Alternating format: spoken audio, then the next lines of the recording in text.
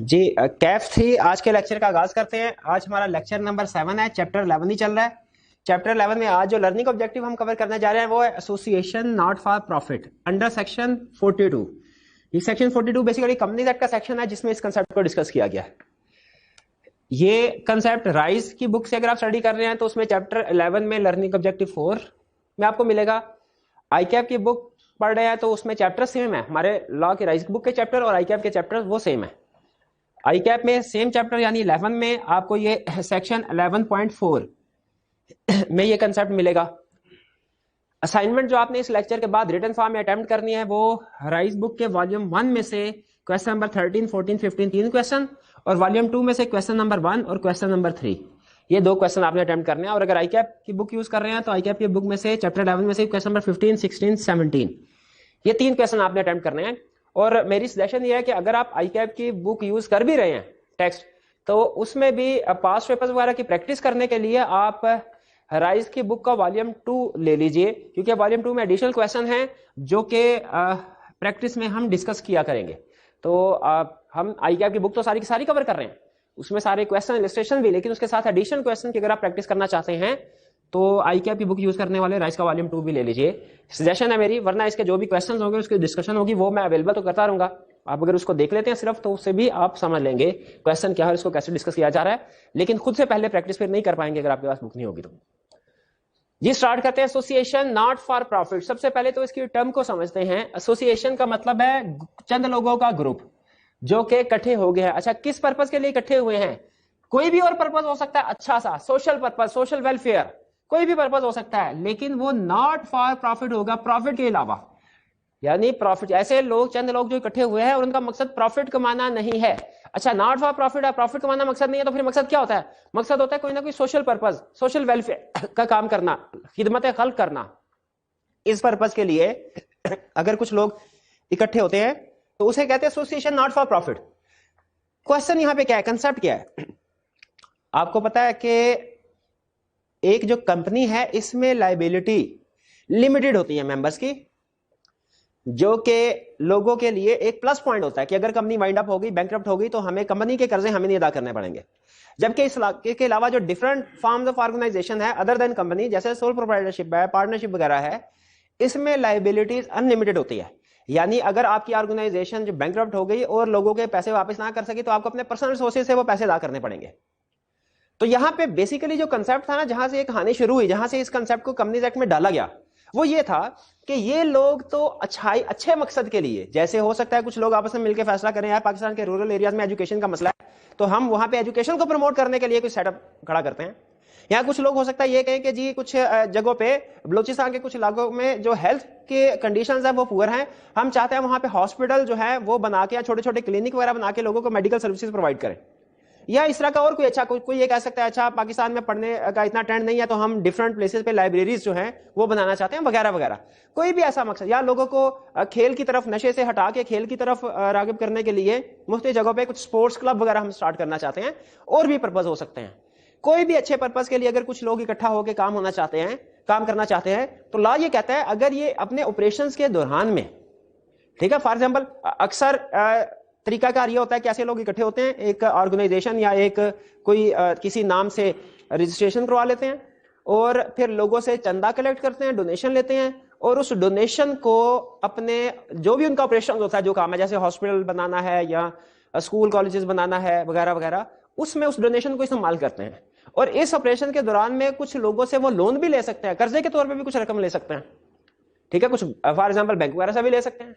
तो लॉ ये कहता है कि ये इन लोगों का तो मकसद बहुत अच्छा है जो इन्होंने स्टार्ट लिया, जिसकी वजह से अब अगर इनकी लाइबिलिटी अनलिमिटेड होगी तो इनके साथ जाती होगी कि एक तो इन्होंने स्टेप लिया कि अच्छा काम करें, और फिर उसके बाद अगर इनकी ऑर्गेनाइजेशन जिसने लोगों से करके लोन लिया वो वापस ना कर सकी तो इन्हें अपनी जेब से पैसे अदा करने पड़ेंगे।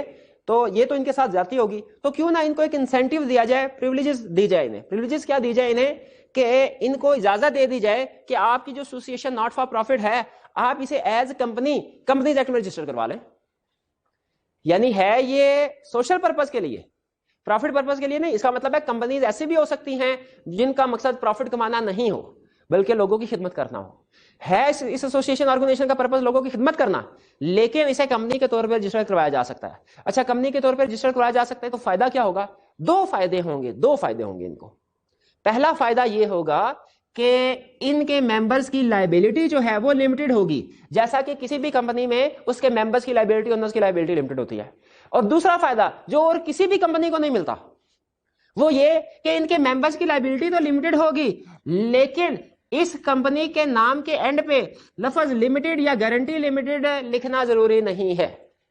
यानी आपको पता है कि अगर किसी कंपनी की लायबिलिटी लिमिटेड है तो उसने अपने नाम के साथ एंड पे वर्ड लिमिटेड लिखना होता है, ताकि उसके साथ डीलिंग करने वाला को दूर से पता चल जाए कि इस कंपनी की लायबिलिटी लिमिटेड है। लेकिन हैरत अंगेज तौर पे लॉ ने इसको ये एक privilege the association not for profit को, कि इसके मेंबर्स की कंपनी के तौर पे रजिस्टर्ड हो गए, मेंबर्स की लायबिलिटी रहेगी लिमिटेड, लेकिन नाम के साथ लफ्ज लिमिटेड नहीं लिखना इन्होंने। ठीक है, अगर प्राइवेट या पब्लिक कंपनी है, पब्लिक कंपनी के तौर पे नॉर्मली रजिस्टर करवाया जाता है, तो इसने नाम के साथ वर्ड लिमिटेड नहीं लिखना। और अगर गारंटी लिमिटेड कंपनी है तो नाम के साथ गारंटी लिमिटेड नहीं लिखना। ठीक है, अब खुद सोचे क्या ये एक बेनिफिट है ऐसे लोगों के लिए कि अपने आप को कंपनी के तौर पर रजिस्टर करवा ले, लायबिलिटी भी लिमिटेड और कंपनी के नाम के साथ डीलिंग करते हुए लिमिटेड का वर्ड भी नहीं ऐड करना। तो जाहिर है इनके लिए एक प्लस पॉइंट है, क्योंकि लिमिटेड का वर्ड एक खतरनाक सिग्नल होता है जो लोग कंपनी के साथ डील कर रहे होते हैं कि भाई इस ऑर्गेनाइजेशन की लायबिलिटी लिमिटेड है। तो ये इसके प्रिविलेजेस है। अब क्वेश्चन क्या, कंसेप्ट हम क्या समझने जा रहे हैं? कंसेप्ट ये समझने जा रहे हैं कि अगर हमने जिंदगी में कभी association not for profit register करवानी है तो उसकी शराइत क्या है, कंडीशंस क्या है। एग्जाम पॉइंट ऑफ व्यू से दो चीजें ही पूछता है। एक, association not for profit register करवानी है, इसकी कंडीशंस क्या है, और दूसरा, इसका जो लाइसेंस इशू किया जाता है वो लाइसेंस कब रिवोक हो जाएगा, कैंसिल हो जाएगा, और उस लाइसेंस के कैंसिल होने का इफेक्ट क्या होगा। यानी इस एसोसिएशन नॉट फॉर प्रॉफिट के दो बड़े हिस्से हैं, एक है लाइसेंस हासिल करने से रिलेटेड और दूसरा लाइसेंस कैंसिल होने से रिलेटेड। पहले हिस्से की तरफ चलते हैं। अगर हम एसोसिएशन नॉट फॉर प्रॉफिट, अपनी ऑर्गेनाइजेशन है उसके लिए एसोसिएशन नॉट फॉर प्रॉफिट का लाइसेंस हासिल करना चाहते हैं, और लाइसेंस कौन देगा भला? प्रीवियस लेक्चर अगर आपने ध्यान से सुना तो आपको पता होगा ये लाइसेंस एससीसीपी देता है। ठीक है, तो क्या कंडीशंस पूरी करनी होगी, याद रखिए। और एक चीज और बता दूं, लाइसेंस लेने के लिए यानी इजाजत लेने के लिए एससीसीपी के पास जाएंगे, लेकिन एससीसीपी से लाइसेंस लेके जब वापस आएंगे ना तो एज कंपनी रजिस्टर करवाने के लिए फिर रजिस्ट्रार के पास जाएंगे। रजिस्ट्रेशन रजिस्ट्रार ही करेगा, लेकिन रजिस्ट्रेशन के लिए जरूरी है कि लाइसेंस लिया जाए और लाइसेंस एससीसीपी देगा। एससीसीपी लाइसेंस क्या, हम उसे कहेंगे हम association not for profit register करवाना चाहते हैं, एससीसीपी ये स्टेटमेंट सुन के हमें लाइसेंस दे देगा? नहीं, एससीसीपी कंडीशन रखेगा। कंडीशन क्या रखेगा? पहली कंडीशन, आप जो organisation association not for profit register करवाना चाहते हैं एससीसीपी के पास, सबसे पहले वो as company with limited liability register होने के काबिल हो। यानी सबसे पहले वो इस काबिल हो कि कंपनी लिमिटेड लायबिलिटी के साथ एक कंपनी के तौर पर रजिस्टर हो सके। यानी आसान अल्फाज में आपने उसका मेमोरेंडम भी बनाना होगा, आपने उसका आर्टिकल्स ऑफ एसोसिएशन भी बनाना होगा, आपने उसके डायरेक्टर्स को भी डिसाइड करना होगा डायरेक्टर्स क्या है, यानी उसे आपने कॉर्पोरेट स्ट्रक्चर में कन्वर्ट करना होगा। ठीक है, यानी कंपनी बनेगी, कंपनी बनने के बाद फिर वो एसोसिएशन नॉट फॉर प्रॉफिट बनेगी। ठीक है, क्योंकि जाहिर है अगर कोई कंपनी नहीं बन सकती तो वो कंपनीज एक्ट में नहीं आएगी। कंपनीज एक्ट लगता ही कंपनीज के ऊपर है, तो अगर आपने कंपनीज एक्ट के अंदर कोई बेनिफिट मौजूद है वो हासिल करना है तो पहले आपको अपनी ऑर्गेनाइजेशन को कंपनीज एक्ट में रजिस्टर कराना पड़ेगा। फिर इसके बाद इसका मकसद क्या होना चाहिए? इसका कोई यूजफुल सोशल ऑब्जेक्ट होना चाहिए। मकसद कोई वेलफेयर का हो, जैसे education, religious, sports, health, charity वगैरह, ये सारे अच्छे मकासद है। सारे अच्छे, किसी भी अच्छे मकसद के लिए, मजहबी मकसद के लिए, सोशल के लिए, समाजी खिदमत के लिए, किसी भी पर्पस के लिए आप रजिस्टर करवा सकते हैं। ठीक है, लेकिन इसका मकसद ये इनमें से कोई भी हो, लेकिन क्या मकसद ना हो, इसका मकसद प्रॉफिट कमाना ना हो। ये अपने मेंबर्स को डिविडेंड पे नहीं कर सकते। आम कंपनी अपने मेंबर्स को प्रॉफिट हो तो डिविडेंड पे कर सकती है, ये कंपनी अपने मेंबर्स को डिविडेंड पे नहीं कर सकती। अच्छा, डिविडेंड पे नहीं कर सकती तो फिर अपने प्रॉफिट जो इसको होगा उसे क्या करेगी? उसे री इन्वेस्ट करेगी उसी एक्टिविटीज में जिन एक्टिविटीज के लिए कलेक्ट किया गया था। यानी ये अपना प्रॉफिट का फिर क्या करेगी? अगर मेंबर को ही डिविडेंड नहीं देना तो प्रॉफिट को क्या करना है? प्रॉफिट को अप्लाई करना है, यूज करना है अपने ऑब्जेक्टिव्स को मीट करने के लिए। अपने ऑब्जेक्टिव्स को मीट करने के लिए इस प्रॉफिट को यूज करना है। असल में जो एसोसिएशन नॉट फॉर प्रॉफिट होती है ना, इनमें आपने देखा होगा हमारे इर्द गिर्द एसोसिएशन ऑफ प्रॉफिट, जैसे example for example Shaukat Khanum है, एदी फाउंडेशन है या और जो ऑर्गेनाइजेशन आप अपने इर्द गिर्द देखते होंगे, ये क्या करते हैं, ये लोगों से डोनेशन इकट्ठा करते हैं, चंदा इकट्ठा करते हैं, और फिर उन पैसों से अपना बिजनेस का वर्ड इस्तेमाल नहीं करना चाहिए, एक्टिविटीज को चलाते हैं। और इसके दौरान में कोई अगर लोन वगैरह की लेने की जरूरत पेश आए तो वो लोन भी ले सकते हैं।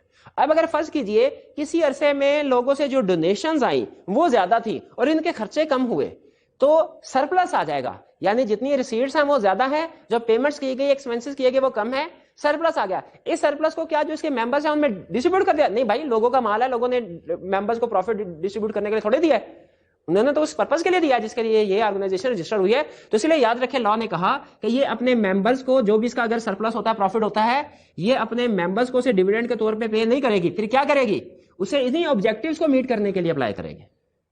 ठीक है, तो ये 3 कंडीशन हो गई। फिर इसके जो ऑब्जेक्ट्स है, एक्टिविटीज है, वो अगेंस्ट लॉ या नेशनल इंटरेस्ट नहीं होना चाहिए, वो कानून के खिलाफ या नेशनल इंटरेस्ट के खिलाफ नहीं होना चाहिए। अच्छा, ये भी बड़ा इंटरेस्टिंग प्रोविजन है।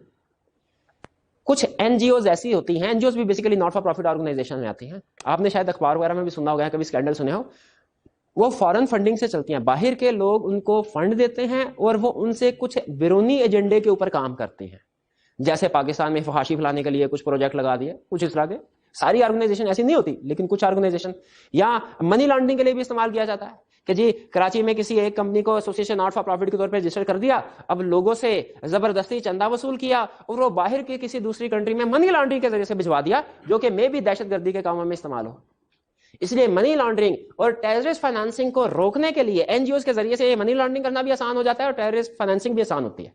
इसको रोकने के, और इसके अलावा और भी गैर मुल्की जो एजेंडे होते हैं बाजुकात, उनके लिए यूज किया जा सकता है एनजीओ को। इसलिए इनको रोकने के लिए लॉ ने यह प्रोविजन लगाई कि इनका जो मकसद होगा, मकसद ऑब्जेक्ट, वो जो मेमोरेंडम में लिखा है, और जो इनकी एक्टिविटीज होंगी, जो ये काम करेंगे day to day routine basis पे, वो ना तो लॉ के अगेंस्ट में हो और ना ही पाकिस्तान के मुल्की मुफाद के अगेंस्ट में हो, नेशनल इंटरेस्ट के अगेंस्ट भी नहीं होना चाहिए इनका। अगर कभी पता चल जाए ना ये किसी इलीगल एक्टिविटी में इन्वॉल्व है, मनी लॉन्ड्रिंग में, टेररिस्ट फाइनेंसिंग में, या पाकिस्तान के इंटरेस्ट के खिलाफ कोई काम कर रहे हैं, तो इनका लाइसेंस ये जो इनको दिया जा रहा है ना, इन कंडीशंस के मुताबिक इनकी खिलाफवर्जी करेंगे, लाइसेंस कैंसिल भी हो सकता है, लाइसेंस था क़यामत जारी नहीं होता। फिर जो इनका मेमोरेंडम और आर्टिकल्स होगा, ये स्पेसिफाइड फॉर्मेट में होगा और इसको कमीशन अप्रूव करेगा। नॉर्मली सोचें, किसी भी कंपनी का मेमोरेंडम और आर्टिकल जब रजिस्टर करवाना होता है, सीधा रजिस्ट्रार के पास जाते हैं, कमीशन के पास नहीं जाते। कमीशन से मुराद ये बड़ा हेड ऑफिस है इनका इस्लामाबाद वाला, वहां नहीं जाते, रजिस्ट्रार के पास जाकर रजिस्टर करवा लेते हैं। लेकिन एसोसिएशन नॉट फॉर प्रॉफिट का मेमोरेंडम और इसका जो परमिशन लाइसेंस है, ये एससीसीपी देगा। एससीसीपी से अप्रूवल होगी, फिर सारे डॉक्यूमेंट वापस लाके रजिस्ट्रार को देंगे, तो रजिस्ट्रार इशू करेगा। एससीसीपी की अप्रूवल लेने का याद रखें, ये मतलब नहीं, मैं बार बार बता रहा हूं बहाने से, कि एससीसीपी से अप्रूवल लेने का ये मतलब नहीं है कि रजिस्ट्रार टोटली बाईपास हो जाएगा, नहीं। एससीसीपी से अप्रूवल लेने का मतलब है काम सारा वैसे ही होगा जैसे नॉर्मल केस में, कंपनी के रजिस्ट्रेशन के केस में होता। फर्क सिर्फ यह के दरमियान में एक एडिशनल स्टेप आ जाएगा जिसमें हम एससीसीपी से अप्रूवल लेके, लाइसेंस लेके वापस आएंगे, फिर रजिस्ट्रार को सारी डॉक्यूमेंट्स पूरी जमा करवाएंगे। तो मेमोरेंडम और आर्टिकल्स इसका अप्रूव होगा। और इसके अलावा भी, ये तो कंडीशन वो है जो हर एक एसोसिएशन नॉट फॉर प्रॉफिट के लिए, अगर इसके अलावा भी कमीशन कोई कंडीशन ऐड करना चाहे तो वो कर सकता है, और वो कंडीशन मेमोरेंडम या आर्टिकल्स में ऐड की जाएगी। ये कंडीशन पूरी कर ली। कंडीशंस क्या है भला? पर्पस यूजफुल होना चाहिए, आगे हम लिख देंगे, चैरिटी और एजुकेशन, हेल्थ वगैरह, sports, religious activities, purpose useful होना चाहिए, पहली कंडीशन। प्रॉफिट को डिविडेंड के तौर पर डिस्ट्रीब्यूट नहीं करना, बल्कि उसको इसी पर्पस में री इन्वेस्ट करना है। इसका ऑब्जेक्ट और एक्टिविटी नेशनल इंटरेस्ट के लॉ के अगेंस्ट में नहीं होनी चाहिए। जो कमीशन है वो इसका मेमोरेंडम और आर्टिकल जो अप्रूव करेगा, और कमीशन चाहे तो मजीद भी कंडीशंस को ऐड कर सकता है, जो कि अगर वो ऐड करता है तो मेमोरेंडम और आर्टिकल्स में लिखनी होगी उस कंपनी को। लिख दी, सारी कंडीशन पूरी कर दी, फिर क्या होगा? एससीसीपी लाइसेंस दे देगा। लाइसेंस देगा तो फिर कंपनी धड़ाधड़ लोगों से डोनेशन इकट्ठी करना शुरू कर देंगे। लोगों से कहेंगे जी आप डोनेशन दीजिए ताकि हम गरीब इलाकों में, वहां के जो बच्चे हैं जो बेरोजगार हैं, यहाँ पढ़े लिखे नहीं हैं, उनके लिए हम उनकी ट्रेनिंग का बंदोबस्त करें, उनको पढ़ाए लिखाएं और मुआशरे का मोअज़्ज़ज़ शहरी बनाने की बुला बुला, इस तरह की एडवर्टीजमेंट कर करा के लोगों से डोनेशन इकट्ठे कर रहे होंगे। तो एक दिन पता चला एससीसीपी को किसी ने मुखबरी कर दी कि असल में डोनेशन इकट्ठी करके तो जो इंडिया के जासूस पाकिस्तान में आते हैं उनकी रिहाइश का, खाने पीने का बंदोबस्त करते हैं। फॉर एग्जाम्पल, मैं एक कहानी बना रहा हूं, इस तरह की सिचुएशन आ गई।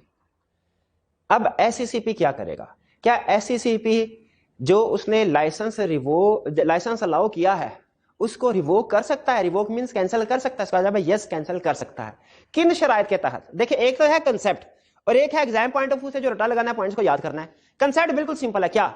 जिन कंडीशंस के तहत लाइसेंस दिया गया था, अगर वो company association not for profit in condition में से किसी की भी खिलाफ वर्जी करती है तो वो लाइसेंस कैंसिल हो जाएगा। हाँ, कैंसिल होने से पहले उस एसोसिएशन नॉट फॉर प्रॉफिट को नोटिस इशू किया जाएगा कि हम आपका लाइसेंस कैंसिल करने जा रहे हैं, लेकिन आपको एक अपॉर्चुनिटी दी जा रही है कि आके 15 अप्रैल को अपना मौकफ बयान करें।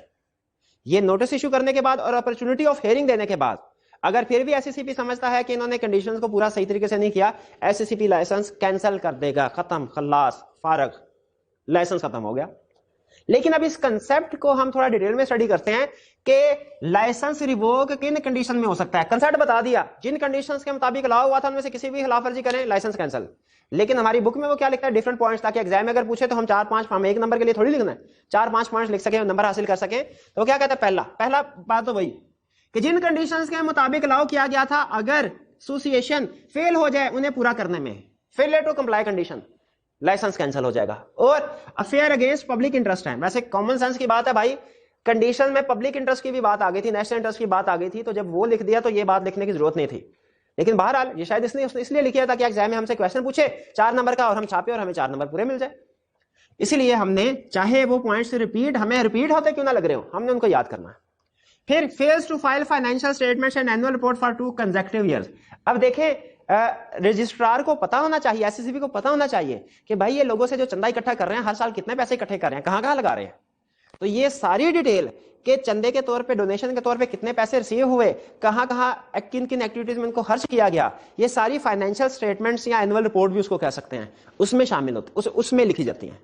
तो हर एनजीओ की जिम्मेदार, एसोसिएशन नॉट फॉर प्रॉफिट की जिम्मेदारी है कि वो सालाना बेस के ऊपर हर साल, जिस तरह आम कंपनी अपनी फाइनेंशियल स्टेटमेंट एनुअल रिपोर्ट बना के मेंबर्स को भेजती है, तो ये भी अपनी फाइनेंशियल स्टेटमेंट एनुअल रिपोर्ट बना के रजिस्ट्रार को भेजा करें। और अगर किसी एक साल तो चले, किसी मजबूरी की वजह से हो सकता है ना बना सके हो, लेकिन अगर 2 कंसेक्यूटिव सालों तक फाइनेंशियल स्टेटमेंट्स नहीं बनती तो इसका मतलब यह हुआ कि वो कुछ गड़बड़ कर रहे हैं, लगता है वो डोनेशन बहुत ज्यादा ले रहे हैं और खर्च कम कर रहे हैं और बताना नहीं चाह रहे, तो लाइसेंस कैंसिल हो जाएगा।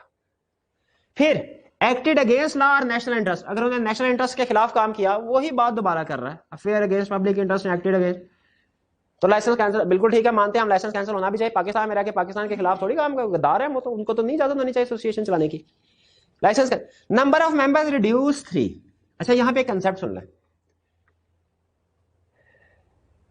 मिनिमम नंबर ऑफ मेंबर्स, आपको याद होगा, बल्कि मुझे याद है मैंने आपको बताया था मिनिमम नंबर ऑफ मेंबर क्या होने चाहिए। प्राइवेट कंपनी में अगर सिंगल मेंबर कंपनी है तो मिनिमम नंबर ऑफ मेंबर्स है 1 और मैक्सिमम भी 1 ही, सिंगल मेंबर कंपनी में 1 ही मेंबर होता है। अगर other than single member company private company है तो मिनिमम नंबर ऑफ मेंबर्स होंगे 2, मैक्सिमम होंगे 50। यह आपको तादाद बता रहा हूं, किसी भी कंपनी के अंदर मेंबर्स की तादाद कितनी होती है। प्राइवेट कंपनी है, सिंगल मेंबर, कितनी होगी, minimum 1, maximum 1। Other than SMC, कोई प्राइवेट कंपनी है, मिनिमम मेंबर्स की तादाद 2, मैक्सिमम 50। पढ़ा हुआ डेफिनेशन में था। अच्छा, यहां से मुझे एक क्वेश्चन याद आ गया, एमसीक्यू, स्टूडेंट बड़ा उसके ऊपर आर्गुमेंट करते हैं।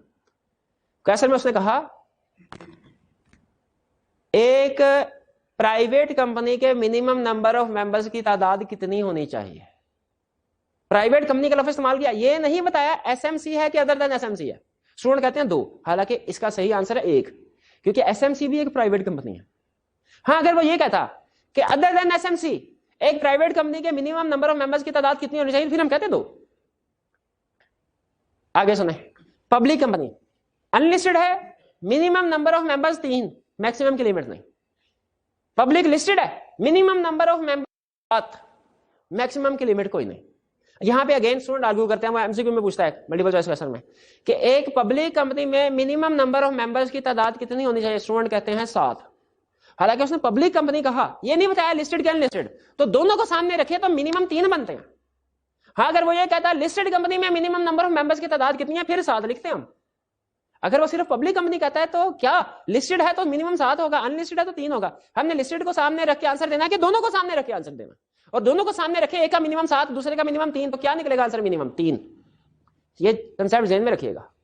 अच्छा, यहां पे उसने लिखा है number of member reduce to 3। Law में क्लियरली उसने नहीं बताया कि एसोसिएशन, वो ये कहता है कि एसोसिएशन नॉट फॉर प्रॉफिट बनने के लिए एसोसिएशन इस काबिल हो कि कंपनी के तौर पर रजिस्टर हो सके। प्राइवेट कंपनी के तौर पर रजिस्टर होना है या public company with limited liability register होना है, ये नहीं बताया, लेकिन रिक्वायरमेंट्स को सामने रख के हमें लगता है कि वो पब्लिक कंपनी की बात कर रहा है। Association not for profit as public company register हो सकती है। जैसे यहां पे कह रहा है नंबर ऑफ मेंबर रिड्यूस 3, तो पब्लिक कंपनी के ही मिनिमम नंबर ऑफ मेंबर्स 3 होते हैं। अगर मिनिमम नंबर 3 से कम हो जाए तो जाहिर है वो फिर पब्लिक कंपनी का स्टेटस रहता ही नहीं है, लाइसेंस कैंसिल हो जाएगा। और अगर यहां पे भी देखें ना, उसने प्रिविलेजेस में जो बताया है, उसने कहा है इसको बेनिफिट ये होंगे कि अपने नाम के साथ वर्ड लिमिटेड नहीं लिखेगी या गारंटी लिमिटेड नहीं लिखेगी। इसने प्राइवेट लिमिटेड का वर्ड यूज नहीं किया। इससे ये इंडिकेशन मिल रही है, कंफर्म नहीं, इंडिकेशन मिल रही है कि शायद private company association not for profit के तौर पर रजिस्टर्ड नहीं हो सकती, पब्लिक कंपनी होना जरूरी है। फिर इसके बाद आगे चले, अगर वो नंबर ऑफ मेंबर 3 से कम है, लाइसेंस कैंसल। टेररिस्ट फाइनेंसिंग या मनी लॉन्ड्रिंग में इन्वॉल्व है, फिर तो बिल्कुल ना सिर्फ ये कि लाइसेंस कैंसल, फिर तो बंदों को भी जेल में देना चाहिए इसके मेंबर्स को जो चला रहे हैं। Fails to maintain proper accounts, हिसाब किताब ही नहीं रखा, किधर से पैसा आया। अच्छा, एक बहुत अहम कंसेप्ट सुन लें आप, कहें सर ये तो पॉइंट ये भी रिपीट हो रहा है, कैसे? ऊपर लिखा था fails to file financial statement, नीचे लिखा है फेल्स टू प्रिपेयर अकाउंट्स। तो अकाउंट्स और फाइनेंशियल स्टेटमेंट तो एक ही चीज, फर्क है। अगर आप अकाउंटिंग पढ़ रहे हैं ना, अकाउंटिंग में होता है, गौर से सुनेगा ये बात, एक होता है जर्नल लेजर ट्रायल, जिसमें डे टू डे रोज की ट्रांजैक्शन रिकॉर्ड होती है। अकाउंटिंग साइकिल में एक होता है हिस्सा जर्नल लेजर ट्रायल, एक होता है income statement balance sheet. Income statement balance sheet daily basis पे नहीं बनती, ये इसमें पूरे साल के बाद, साल के एंड पे इसमें पूरे साल के ट्रांजैक्शन की समरी रिकॉर्ड की जाती है। तो ये जो इनकम स्टेटमेंट बैलेंस शीट होती है ना, ये होता है फाइनेंशियल स्टेटमेंट्स। जो जर्नल लेजर ट्रायल होता है इसे बुक्स कहते हैं या बुक्स ऑफ अकाउंट्स कहते हैं या अकाउंट्स कहते हैं, प्रॉपर अकाउंट्स। ये फाइनेंशियल स्टेटमेंट नहीं है, फाइनेंशियल स्टेटमेंट लदा लफज है, अकाउंट्स बुक्स ऑफ अकाउंट्स लदा लफज है। ये जहन में रखिएगा मेरे भाई, ये दोनों लदा कंसेप्ट है। आगे चल के एक चैप्टर में इस कंसेप्ट ने आगे खुलना है, तो उस वक्त आपको अगर बेसिक डिफरेंस नहीं ना पता होगा तो बड़ा मसला हो जाएगा कि फाइनेंशियल स्टेटमेंट्स क्या है और बुक्स ऑफ अकाउंट्स क्या है। दोनों बुक्स ऑफ अकाउंट्स का मतलब लिख लें, जर्नल लेजर ट्रायल जो अकाउंटिंग में पढ़ते हैं। फाइनेंशियल स्टेटमेंट का मतलब इनकम स्टेटमेंट बैलेंस शीट, वो फाइनल अकाउंट्स के नाम से आप शायद टॉपिक पढ़ते होंगे। हाँ, लाइसेंस कैंसिल करने से पहले नोटिस इशू करेगा और हियरिंग का मौका देगा। बिल्कुल मौका देना चाहिए कि भाई ये बताओ दहशतगर्दी तरह के क्यों ठहरा था। कहेगा सर हमें तो पता नहीं था दहशतगर्द, जो भी कहानी है साबित हो जाए इनका कसूर था, लाइसेंस कैंसिल हो गया तो इसका इफेक्ट क्या होगा? Effect of revocation of licence. Revocation का मतलब है कैंसल। तीसरा लफ्ज जो लॉ में अक्सर यूज होता है, एक लफ्ज पहले से पहले क्या बताया हुआ आपको लॉ में जो अक्सर यूज होता है, भूल गया मैं। एक था चेंज, चेंज की बजाय हम वर्ड यूज करते हैं अल्टरेशन। दूसरा था, हाँ याद आ गया, रेजोल्यूशन। डिसीजन की बजाय हम वर्ड यूज करते हैं रेजोल्यूशन। और तीसरा कैंसलेशन, कैंसलेशन की बजाय वर्ड यूज किया जाता है रेवोकेशन। रिवोक करने का मतलब ये होता है कैंसिल करना, लेकिन लॉ में वर्ड ये रेवोकेशन यूज किया जाता है। ये वर्ड कोशिश करें अपनी डेली रूटीन में भी इन अल्फाज को ज्यादा से ज्यादा इस्तेमाल करें। लीगल टर्मिनोलॉजी जितना ज्यादा हम इनके साथ कंफर्टेबल होंगे, आगे चल के लॉ पढ़ना हमारे लिए उतना आसान होगा। छोटी छोटी चीजें हैं, इनका ध्यान रखें। इफेक्ट ऑफ रेवोकेशन, अगर एससीसीपी ने कहा लाइसेंस कैंसिल, क्या करना है? बहुत आसान, सुनते जाएं। स्टेप नंबर 1, डोनेशन कलेक्ट करना रोक दे, खत्म कर दे। डेफिनेटली ऐसे ही होना चाहिए, डोनेशन कलेक्ट करना खत्म। अब लोगों से फर्दर डोनेशन कलेक्ट किस लिए करनी है? टेररिस्ट फाइनेंसिंग के लिए करनी है? नहीं। एससीसीपी कहता है लाइसेंस कैंसिल, डोनेशन भी आप इकट्ठी नहीं कर सकते, खत्म। अच्छा, डोनेशन नहीं इकट्ठी कर सकते, लेकिन जो रिसीवेबल पेएबल है वो सेटल कर सकते हैं? इसका जवाब है यस। आगे वो क्या कहता है? कहता है डोनेशन इकट्ठी करना भी रोक दो। अगर कोई और ऑपरेशन कर रहे थे, किसी जगह पे ब्रांच बना रहे थे, ऑफिस नया कंस्ट्रक्ट कर रहे थे, इस तरह की चीजें अगर कोई काम कर रहे थे, ऑपरेशंस, वो भी खत्म कर दें एक्सेप्ट रिकवरी। हां, अगर किसी से आपने पैसे लेने हैं वो रिकवरी कर सकते हैं। जैसे किसी को अगर एडवांस दिया था कि भाई आप हमें आके सामान सप्लाई कीजिएगा, अब जाहिर है लाइसेंस कैंसिल हो गया, वो सामान तो नहीं हम खरीद इस्तेमाल करेंगे, हम उसे कहेंगे भाई अब वो रहने दो, मैं एडवांस जो दिया था वो वापस कर दो। तो जो आपका लोगों से रिसीवेबल है उसकी रिकवरी कर सकते हैं। डोनेशन रिसीव नहीं करेंगे, लेकिन अगर कोई रिसीवेबल था उसकी रिकवरी कर सकते हैं। और फिर 90 दिन के अंदर अंदर, यानी 90 दिन किसके? जिस दिन एससीसीपी ने लाइसेंस रिवोक किया उसके 90 दिन के अंदर अंदर सारे के सारे एसेट्स ट्रांसफर कर देने हैं। किसको? सिमिलर कंपनी को। इसमें 3 बातें नोट कीजिए। पहली बात, 90 डेज कहां से शुरू होंगे? जिस दिन लाइसेंस कैंसिल हुआ था उसके 90 दिन के अंदर अंदर। अब जाहिर है ये लोग तो करप्ट थे ना, जो मनी लॉन्ड्रिंग कर रहे थे, जो टेररिस्ट फाइनेंसिंग कर रहे थे, तो इन लोगों के को हटा देना है। लेकिन ये जो एसेट्स पड़े हुए हैं ये तो किसी और जो अच्छा बंदा काम कर रहा है, कोई दूसरी एसोसिएशन नॉट फॉर प्रॉफिट जो अच्छा काम कर रही है, उसको दे देने चाहिए ताकि वो इनको अपने इस्तेमाल में लेके आए। तो पहली चीज, ये जो सारे एसेट्स ट्रांसफर करने ना भाई, अब ये लोग इस्तेमाल नहीं कर सकते जो टेररिस्ट फाइनेंसिंग में इन्वॉल्व थे। ये सारे एसेट्स ट्रांसफर करने हैं सिमिलर कंपनी को। अच्छा, कब? लाइसेंस कैंसिल होने के 90 दिन के अंदर, या अगर एससीसीपी पीरियड एक्सटेंड कर दे, एससीसीपी 120 दिन 150 दिन दे दे, तो फिर जो एक्सटेंडेड पीरियड होगा उसके अंदर अंदर एसेट्स को ट्रांसफर करना पड़ेगा। बाज़ औक़ात एसेट्स कुछ ऐसे होते हैं वो पक्के लगे होते हैं जमीन के साथ, तो उनको उखाड़ने में निकालने में थोड़ा टाइम लगता है, तो एससीसीपी पीरियड को एक्सटेंड भी कर सकता है 90 दिन एक्सटेंडेड पीरियड। पहली चीज। दूसरी चीज, ट्रांसफर क्या करना है, सारे के सारे एसेट्स जितने भी थे, जो भी मशीनरी थे, ठीक है। अब खुद सोचे, फर्ज कीजिए एक हॉस्पिटल है, उसके पास कुछ इक्विपमेंट है। अब ये इक्विपमेंट की नेचर ऐसी है कि अगर हॉस्पिटल की मैनेजमेंट वहां पे दहशतगर्दों का इलाज कर रही थी, हमने लाइसेंस कैंसिल कर दिया, अब ये जो सारा इक्विपमेंट है क्या इसको वेस्ट कर दे? नहीं, इसको ट्रांसफर कर देना चाहिए। किसको? सिमिलर कंपनी को। सिमिलर कंपनी से क्या मुराद है? जो एसोसिएशन नॉट फॉर प्रॉफिट की है और हॉस्पिटल का ही काम कर रही है। जाहिर है इस हॉस्पिटल के इक्विपमेंट की नेचर ऐसी है कि किसी एजुकेशन सेक्टर वाली एसोसिएशन नॉट फॉर प्रॉफिट को देंगे ना, उसके काम का नहीं होगा ये, वो उधर से एक्सरे थोड़ी करेगी उधर सोर्स के। तो ये सिमिलर कंपनी से मुराद वो दूसरी कंपनी जिसको ऐसे ट्रांसफर करने हैं, वो एसोसिएशन नॉट फॉर प्रॉफिट ही होनी चाहिए, और प्रेफरेबली उसके ऑपरेशन वैसे ही होने चाहिए जो इस कंपनी के हैं। दो बातें बताई, पहली पीरियड से रिलेटेड, दूसरी सिमिलर कंपनी की। तीसरा, जो ट्रांसफर एसेट्स ट्रांसफर करने हैं ना, इसमें कुछ थोड़ा बहुत पैसे संभाल के रख लें अपने पास, थोड़े बहुत पैसे रख लें। अच्छा, किस लिए रख लें? इसलिए कि एक कंपनी क्रिएट होती है बाय प्रोसेस ऑफ लॉ, तो वाइंड अप भी होती है बाय प्रोसेस ऑफ लॉ, और इसकी वाइंडिंग अप पे कुछ थोड़े बहुत खर्चे होते हैं, रजिस्ट्रार की फीस वगैरह होती है, तो उस थोड़े बहुत खर्चों के लिए आप पैसे अलग से रख सकते हैं। क्योंकि देखें, लीगली अभी आपने कंपनी बंद की है, खत्म नहीं की, ये बंद हो रहे हैं इसके ऑपरेशन, लेकिन रजिस्ट्रार की बुक्स में तो अभी भी इसका नाम दर्ज है ना, उधर से भी तो कैंसिल करवाना है, तभी ये दुनिया से इसको मुक्ति मिलेगी। तो इसीलिए वो कह रहा है कि आपने इधर एसेट ट्रांसफर कर दिए, ट्रांसफर एसेट करना है, कुछ कैश रख लेना है, किस लिए? वाइंडिंग अप पर्पस के लिए। एसेट ट्रांसफर करने के बाद, एसेट ट्रांसफर करने के 15 दिन के बाद, अब देखिए आगे जितने भी दिन हो रहे हैं ना, वो पिछले वाले काम करने के बाद से दिन काउंट हो रहे हैं। ये 90 दिन थे लाइसेंस कैंसिल होने के बाद, 90 दिन के अंदर या एक्सटेंडेड पीरियड के अंदर। ये है एसेट ट्रांसफर करने के बाद 15 दिन के अंदर अंदर हमने एप्लीकेशन रजिस्ट्रार को देनी है, ठीक है। ये एक रिटर्न फाइल करनी है रजिस्ट्रार को। रजिस्ट्रार को ये बताना है, सर हमारा लाइसेंस कैंसिल हो गया था, ये देखें हमने ऐसा ट्रांसफर कर दिया सिमिलर कंपनी को। ये रिपोर्ट देनी है रजिस्ट्रार को कि हमने ऐसा ट्रांसफर कर दिया। जाहिर है जिसको ऐसा ट्रांसफर करेंगे उसे कोई रसीद तो लेंगे ना कि हमने ये वाले एसेट वसूल पाए, वो रसीद ला के रजिस्ट्रार को चेक करा दे ट्रांसफर होने के 15 दिन के अंदर अंदर के, सर ऐसा ट्रांसफर हो गया, ये हमारी रिपोर्ट हो जाएगी। फिर ट्रांसफर होने, अब एसेट ट्रांसफर हो गए, एसेट वाला काम खत्म हो गया, अब क्या करना है? अब कंपनी को वाइंड अप करना है।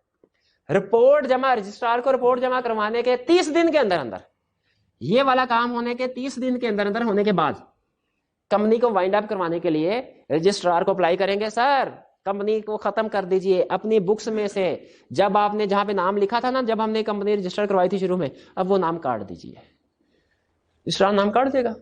हाँ, कमीशन ने एंड पे एक वार्निंग दी है, उसने कहा ये कि अगर इस सारे प्रोसेस में डायरेक्टर्स ने डंडी मारने की कोशिश की, अनड्यू डिले लाने की कोशिश की, हेर फेर करने की कोशिश की, तो फिर हम, अभी तो सिर्फ लाइसेंस कैंसिल किया ना, फिर हम डायरेक्टर्स को भी उठा के उनके घर भेज देंगे और उनकी जगह पे एक एडमिनिस्ट्रेटर को अपॉइंट कर देंगे।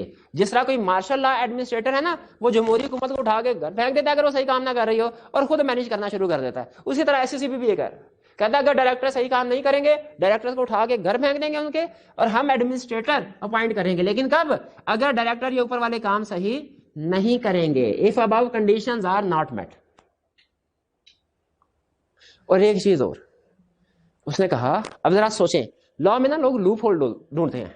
डायरेक्टर ने कहा ठीक है सर ये सारा काम कर देंगे, सारे काम कर भी दिए, लेकिन उस हॉस्पिटल वालों ने, उन्होंने क्या किया, एक दूसरे हॉस्पिटल को जब ऐसा ट्रांसफर करने लगे, दूसरी एसोसिएशन नॉट फॉर प्रॉफिट थी 3, ये जिसका लाइसेंस कैंसिल हुआ, तीनों के पास एक एक करके गए, कहने लगे सर हमने अपने एसेट ट्रांसफर करना है, हमारे पास 3 ऑप्शन है, ए बी सी।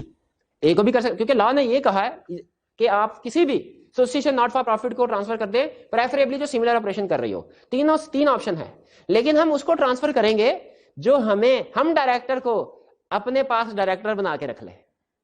तो अब देखें कहानी तो फिर वही शुरू हो जाएगी कि जो यहाँ पे डायरेक्टर बन के करप्ट काम कर रहे थे, दूसरी कंपनी में डायरेक्टर बन के फिर टेररिस्ट फाइनेंसिंग शुरू कर देंगे। इसीलिए एससीसीपी ने इस प्रैक्टिस को रोकने के लिए कहा कि जो ट्रांसफरर कंपनी के डायरेक्टर होंगे या ऑफिसर होंगे, वो ट्रांसफरी कंपनी यानी जिसको ट्रांसफर किया गया है उसमें डायरेक्टर या ऑफिसर नहीं बन सकते, ना वो ना उनके रिश्तेदार फैमिली मेंबर्स। कब तक? 5 साल तक। तो ये कंडीशन बड़ी अहम है कि जो ट्रांसफर होने के बाद एसेट ट्रांसफर कर दिए, एसेट ट्रांसफर करने के बाद ट्रांसफरर कंपनी के डायरेक्टर या ऑफिसर या उनके फैमिली मेंबर्स ट्रांसफरी कंपनी में डायरेक्टर ऑफिसर नहीं बन सकते। कितने अरसे तक? 5 साल तक। और 5 साल के बाद बन सकते हैं, 5 साल बाद शायद उन्होंने तौबा कर ली हो। बहरहाल तो ये था हमारा फैक्ट ऑफ रेवोकेशन। ये है कंसेप्ट हमारा एसोसिएशन नॉट फॉर प्रॉफिट। तो आज के लेक्चर में हमने एसोसिएशन नॉट फॉर प्रॉफिट के बारे में पढ़ा। ये क्या होती है? जो लोगों के फलाह बहबूद के लिए काम करती है। क्या कुछ लोग एसोसिएशन नॉट फॉर प्रॉफिट को एज कंपनी रजिस्टर करवा सकते हैं? यस। क्या कंडीशन होगी? लाइसेंस लेना पड़ेगा एससीसीपी से। एससीसीपी फ्री में लाइसेंस दे? नहीं, कुछ कंडीशन पूरी होंगी। 5 कंडीशन हमने पढ़ी। बेनिफिट क्या होगा एज कंपनी रजिस्टर करवाने का एसोसिएशन नॉट फॉर प्रॉफिट को? बेनिफिट ये होगा कि नाम के साथ वर्ड लिमिटेड या गारंटी लिमिटेड नहीं लिखना होगा, हालांकि लायबिलिटी लिमिटेड होगी। अच्छा, लाइसेंस क़यामत तक के लिए मिलेगा? नहीं, रिवोक भी हो सकता है। कब? जब उन कंडीशंस को पूरा नहीं करेंगे, इलीगल एक्टिविटीज में, टेररिस्ट फाइनेंसिंग में इन्वॉल्व होंगे, जब प्रॉपर रिकॉर्ड नहीं रख रहे होंगे बुक्स ऑफ अकाउंट्स का, जब 2 कंसेक्यूटिव साल तक financial statements, annual report submit नहीं करवाएंगे, नेशनल इंटरेस्ट के खिलाफ काम करेंगे वगैरह वगैरह, लाइसेंस कैंसिल हो जाएगा। लाइसेंस कैंसिल हो जाएगा तो क्या करना है? ऑपरेशंस खत्म, डोनेशन रिसीव नहीं करनी, सिर्फ रिकवरी कर सकते हैं लोगों से जिनको पैसे दिए हुए हैं। सारे के सारे एसेट्स किसी similar company, preferably similar sector वाली कंपनी को, एसोसिएशन ऑफ प्रॉफिट को ट्रांसफर कर देने हैं। कब करने हैं? Within 90 days of revocation of license or extended period. इसके बाद क्या करना है? रिसीविंग लेके रजिस्ट्रार को रिपोर्ट जमा करवानी है 15 दिन के अंदर के सर देखें एसेट दे दिए। उसके बाद क्या करना है? 30 दिन के अंदर वाइंड अप करने के लिए कंपनी रजिस्ट्रार को अप्लाई करना है। डायरेक्टर अगर इनमें से कोई काम नहीं करते, एससीसीपी एडमिनिस्ट्रेटर अपॉइंट कर सकता है। और ट्रांसफरर कंपनी के डायरेक्टर ऑफिसर या उनके फैमिली मेंबर ट्रांसफरी कंपनी में 5 साल तक किसी पोजीशन पे काम नहीं कर सकते, डायरेक्टर ऑफिसर वगैरह नहीं बन सकते। ये था हमारा आज का लेक्चर। आपने रीडिंग करनी है और क्वेश्चन रिटन फॉर्म में मेरे भाई जरूर। जिसने क्वेश्चन नहीं किए ना उसने कुछ नहीं सीखा, पेपर पास नहीं होगा, कंफर्म है। 100 कम कर लेते हैं, 99.9% कंफर्म है। अगर लॉ के क्वेश्चंस, केस स्टडीज वगैरह दूसरे क्वेश्चन रिटन फॉर्म में अपने हाथ से नहीं अटेम्प्ट करेंगे, पेपर पास नहीं होगा। आज का लेक्चर यहां पे खत्म करते हैं। अल्लाह हाफिज।